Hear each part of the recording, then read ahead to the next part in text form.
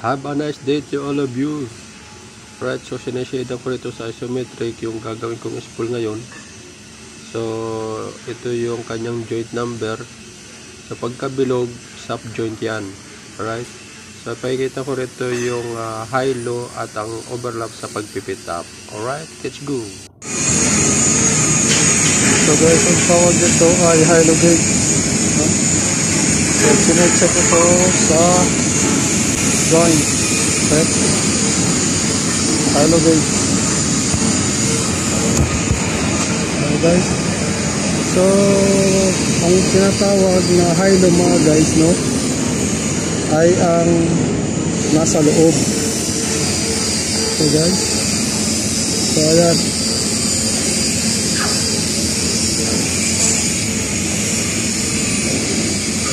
Okay, so may kaunti siya, no, halo siya ng kaunti. Okay, kapag ka nasa loob ang ano niya, ang tawag doon ay high low. So kapag dito naman sa labas, kaya katulad niya, no, ang face niya rito ay labas, ito yung loob. Ang ano naman sa kanya ay ang overlap, no, overlap. Yan, pagka nasa labas, overlap na guys, no. Yan, no. Okay, so ang pinakaloob niya yan, okay naman siya sa loob. Okay, so high low pagka sa loob na guys, high low. Yeah, so okay naman siya. Okay,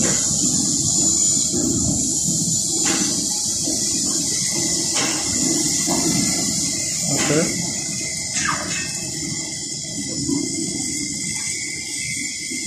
yeah. Okay, so yung labas natin, yun ang tatawag na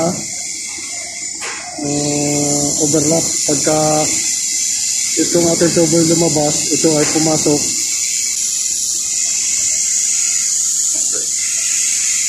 So pagka mataas yung isa rito, pagka nasa labas, yun yung overlap. Okay, So ayan guys, no, kinakapa ko rito yung high low sa loob. Kasi ang tubo na to ay mayroon siyang seam. So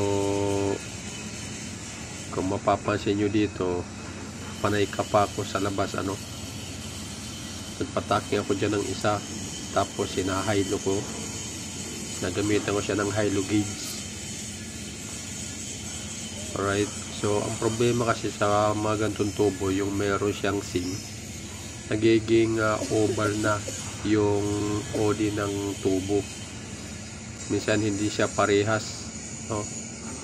So ini-equal ko rito yung high low sa loob at saka yung overlap sa labas. Alright, so kasi pagka okay sa loob tapos overlap sa labas, mapapansin niya ng QC kasi tumaas siya, ano. So dapat pagka naka-encounter kayo ng mga ganito mga guys, i-equalin nyo na lang yung overlap at saka yung high low sa loob at saka sa labas bago nyo i-proceed yung taka na susunod. Okay, so nagpatake ako dyan ng isa lang para mabalanse ko yung overlap at saka ang high low. Okay, so ang mga high low nyan mga guys saka overlap, ano lang siya ng mga 1 mm.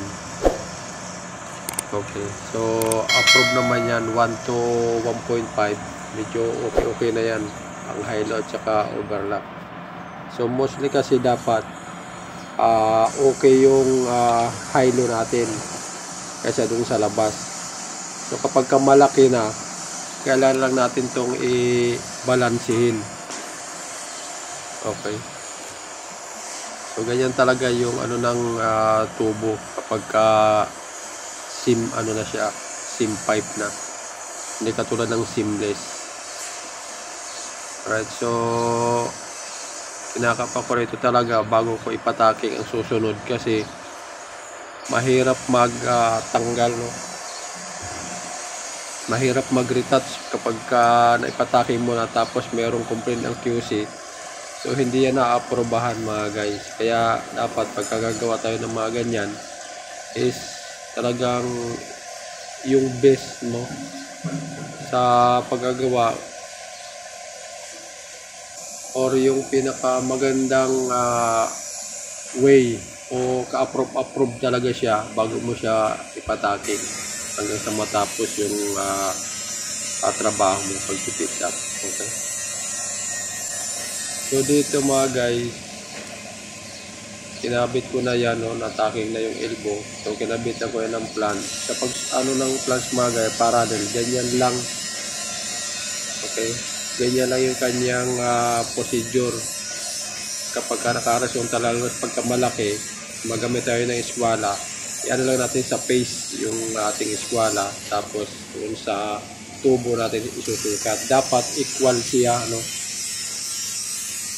Yung inward tsaka forward dapat equal siya bago natin patake. Okay, kung okay na, so pwede mo nang ipatake yan mga guys para matapos natin yung ating project. Okay, so yan na nga, nagpatake na po dyan, no, mga guys.